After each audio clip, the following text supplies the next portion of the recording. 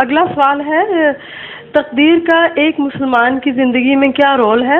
اس کا تقدیر کا دوسرے لفظوں میں ایک مسلمان اپنی تقدیر میں تبدیلی پر کتنا اختیار رکھتا ہے؟ اپنی تقدیر میں کوئی بھی اختیار نہیں رکھتا انسان، تدبیر پہ رکھتا ہے، اور تدبیر کا اثر تقدیر پہ پڑتا ہے۔ اللہ تعالیٰ فرماتا ہے ان اللہ لا یغیر ما بقوم حتی یغیروا ما بانفسہم۔ تغییر کا فیصلہ، تبدیلی کا فیصلہ اللہ نے کرنا ہے، بندہ خود نہیں کر سکتا، وہ تقدیر بناتا ہے۔ لیکن اللہ تعالیٰ نہیں بناتا جب تک بندہ اپنی تدبیر سے خود کچھ بننا نہ چاہے۔ تو یہاں تقدیر اور تدبیر کا ایک رشتہ ہے جس کو قرآن کریم نے بیان فرمایا ہے۔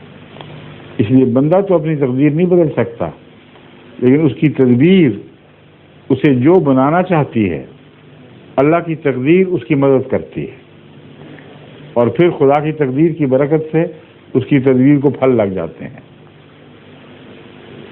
اور اگلا سوال، ہاں جی حضور، ظہور مہدی آخر